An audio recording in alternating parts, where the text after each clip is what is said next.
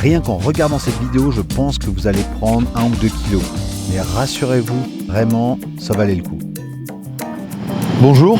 Bon, nouvelle vidéo sous le soleil. Aujourd'hui, on va pas parler de nourriture salée, mais plutôt de petits desserts. Hein. Alors moi, je suis quand même quelqu'un beaucoup plus axé salé que sucré. Mais quand même, je me suis dit, ça pourrait être sympa de faire une petite vidéo où on parle de 3 desserts qu'on trouve pas forcément facilement en France, mais qu'on peut trouver à Paris. Voilà. Donc, sans plus attendre, on va aller vers la rue de Turenne pour aller au premier spot. Alors, pour ceux qui sont déjà allés à Prague ou à Budapest, je pense que ça va leur parler. Ouais. Nous voici chez Lolilol, le premier spot de cette vidéo. Lolilol. Bon, et du coup, on vient d'arriver et je pense qu'on va se régaler. La dernière fois qu'on en a mangé, c'était où, à Prague ou à Budapest? Bonjour. Moi, j'ai une question. Est-ce que c'est plutôt de Prague ou de Budapest? À la base, c'est Transylvanien. Transylvanien, c'est ce que... C'est un gâteau qui a 600 ans.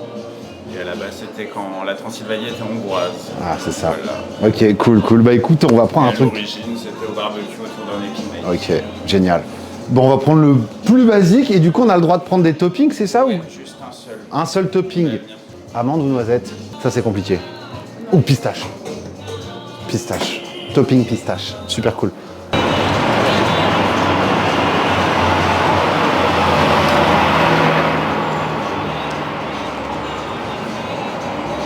Vous avez eu l'idée comme ça de monter En partant à Budapest. Génial.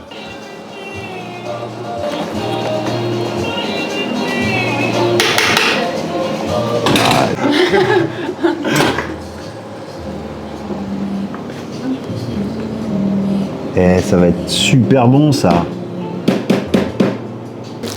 Merci. Eh, c'est beau. Et c'est fait minute. J'aime beaucoup. Alors regarde, la petite pistache qui est collée partout dessus là. C'est beau, non? On va aller se mettre dehors tranquille, on va goûter ça. C'est quoi? Oh waouh, génial. C'est un petit dipping pistache? Exactement. Trop cool. Alors voici mon dessert, il est là. Je sais pas si j'arriverai à finir un truc de cette taille. A priori non. Bon bref, voici mon gâteau cheminée. Alors pourquoi cheminée? Est-ce qu'il faut vraiment que j'explique? Alors il y a une seule solution, hein. Voilà, c'est à cause de ça.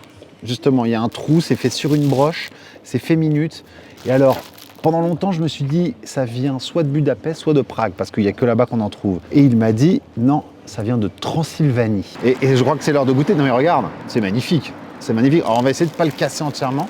Et en plus, alors nous, on a pris la pistache. Je vais déjà goûter sans le dipping, parce que là, il y a une petite sauce à la pistache. On va goûter sans.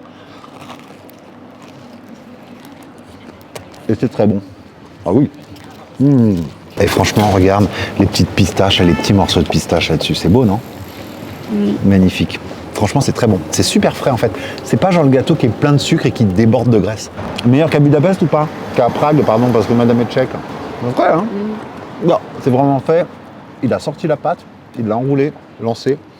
Maintenant, on va goûter que le dipping avec la pistache. On a du pudding à la pistache. Oh là là. Ça prend une autre dimension. On passe de quelque chose qui est plutôt frais, light, pas trop sucré, à quelque chose d'extrêmement lourd, gras et bon. C'était déjà bon, mais là c'est... Oh, c'est trop bon. Oui, Christina, tu peux essayer. C'est Romain Bouffe-Tout, hein, pas Christy Bouffe-Tout. Hein.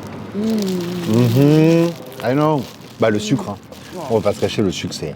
En plus, il y a une belle couleur. Bien pâteux, bien vert. Très bon. Très bon. Franchement, meilleur que ceux que j'ai pu manger à Prague. Ça fait du mal. Je sais, ça fait du mal aussi. Je sais, c'est dur. Alors, ce qui est drôle, c'est qu'il fait les gâteaux cheminés original, comme je viens de manger. Mais il a aussi des bouts de bois où il met la pâte en cône. C'est-à-dire qu'en fait, il propose cette pâte et ce chimney cake, mais en forme de cône. Et du coup, il met de la glace. Du coup, tu peux avoir une glace en cône de chimney cake. Je trouve ça assez cool et assez ingénieux. Donc, pour le prix, c'est 5 € l'original. Et après, il y a des toppings. Tu peux mettre de la glace, plein de trucs. Voilà, c'est cool. Bon, alors en tout cas, moi, je vais finir ce premier dessert de cette vidéo. On va se décaler pas trop loin d'ici pour aller manger autre chose. Deuxième spot de cette vidéo. L'unique, le seul bar à cinnamon roll roulé à la cannelle de Paris, qui a ouvert il y a peu de temps. Je peux vous dire que ça, j'ai déjà goûté, par contre, c'est pas mal.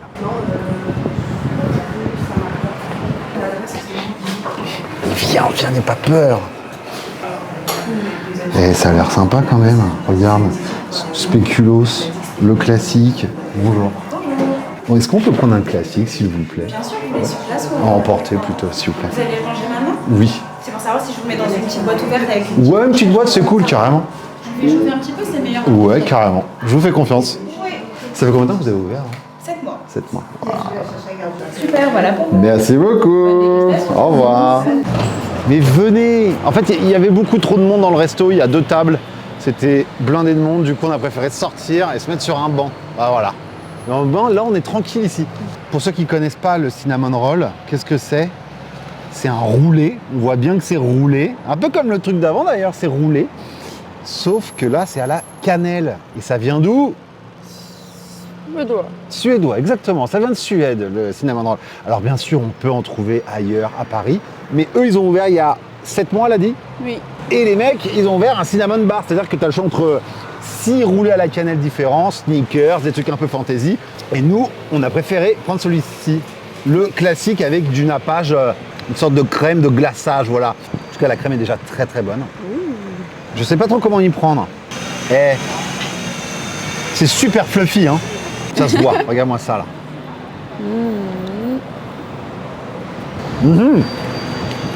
Pas du tout. Bah oui, forcément.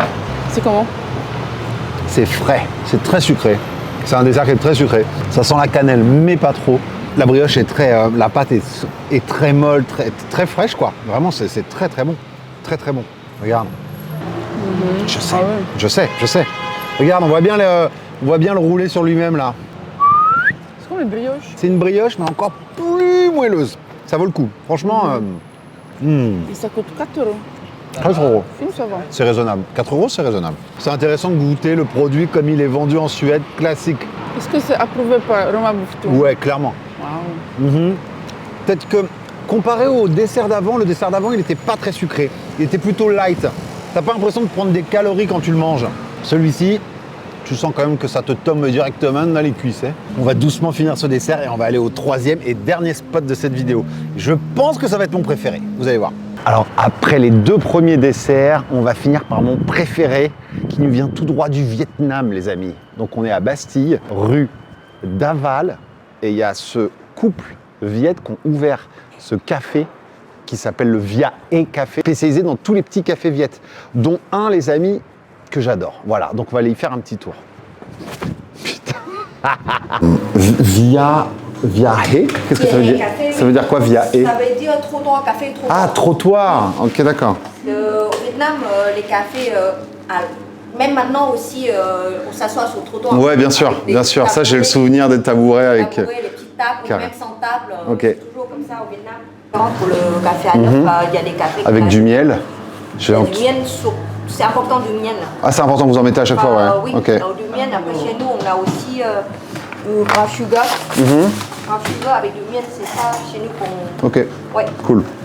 Et il y a des cafés, ils ont ajouté pas de sucre, mais avec du lait concentré. Lait concentré. Ça dépend les recettes. Ok. Vous mettez du lait concentré ou pas dans le vôtre? Non, pas dans le vôtre, ok. Lait concentré. Là, c'est balance en fait. Ah ouais, c'est millimétré, quoi. C'est. Comme ça, tous les cafés ils sont la même goût. Ouais, bien sûr. J'avais fait une vidéo à Hanoï sur le café à l'œuf. Et la personne m'avait dit justement 10 minutes minimum, quoi. Ça dépend vraiment du œuf. Ouais. Ça monte pas et du coup, on doit Ok. battre ou on doit changer. D'accord, ça marche. Ah, là, ça fait déjà 6 minutes qu'elle est en train de battre l'œuf et elle réserve ce café que le samedi. Parce qu'en fait, c'est super long à faire et il y a beaucoup de gens qui attendent et elle n'a pas le temps de faire des cafés à l'œuf à la chaîne. Mais elle nous l'a fait spécialement aujourd'hui alors qu'on est mardi, voilà. On est venu un peu tôt, il n'y avait personne. Top. Elle devient plus blanche en fait. Ouais, bien sûr. Et c'est toujours avec du Robusta, on est d'accord. C'est Hein. toujours avec du Robusta. Bien sûr. Et un peu de cannelle, c'est de la cannelle? Ça, c'est du cacao, ça? Ça, c'est du cacao. Ok, d'accord. Comme noir. Là, j'ai juste versé un peu de café noir. C'est vrai que c'est un goût très spécial, le Robusta. Oui. Et c'est pendant la guerre, je crois, que la personne qui l'a inventé, c'est ce que j'ai entendu C'est dire. parce qu'on n'a pas de lait. Pas de avant. lait, voilà, c'est ça. Ça fait comme un cappuccino. En fait, on a partie crème et café noir en bas. ok. Et comme on n'a pas de lait avant, du coup, la personne lui remplaçait D'accord. le lait avec un jaune d'œuf. Ok. Et c'est une boisson pour l'hiver. C'est une boisson pour l'hiver chez nous, à Hanoï. C'est pour ça que, par exemple, là, Alors là, c'est on met magnifique. là, Et tu mets. Là, tu vas mettre que ça, du coup, de café, on est d'accord? on lève que la crème œuf. Ok, ouais, c'est ça, hein, on est d'accord. Déjà, on est très généreux pour le crème œuf. Pour le café, on va descendre en bas. Ouais, c'est vraiment la taille d'un espresso, quoi. Ouais. Ok. Et tout à l'heure, en fait, quand on va descendre vraiment ici, on voit vraiment les deux parties. Ouais, carrément. Magnifique. Alors là, du coup, on vient d'avoir le café coco pour Christina, une deuxième spécialité qu'ils font beaucoup au Vietnam, qu'on a eu l'occasion de goûter à l'époque, qui est froid. Et moi, par contre, mon café à l'œuf, il est chaud. Il est mis dans un petit bol avec de l'eau chaude pour être gardé au chaud. C'est plutôt malin. Du coup, on va goûter ça. Elle m'a dit, n'attends pas trop. Du coup, elle m'a dit, mange ça vraiment. C'est plus un dessert. C'est pour ça que je voulais le mettre dans cette vidéo. C'est une boisson dessert. Regardez-moi ça comme c'est onctueux.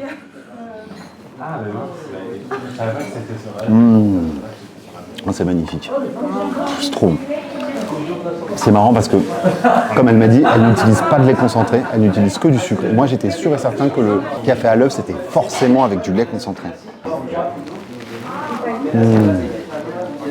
Qu'est-ce que c'est bon. Oh là là là là.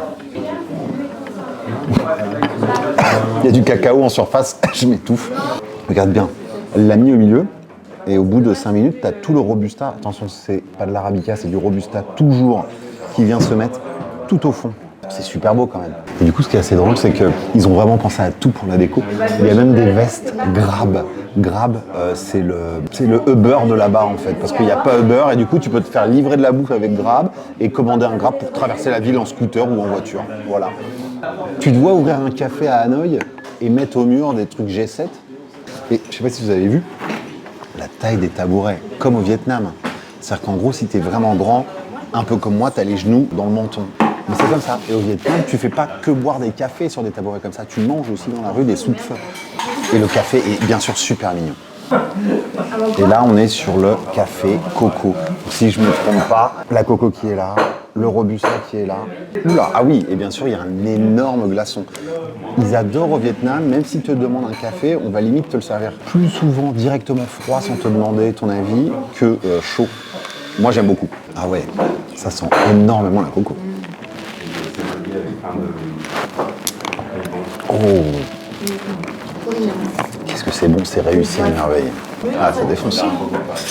Tu sens énormément la coco, c'est très sucré. Le café, il disparaît limite.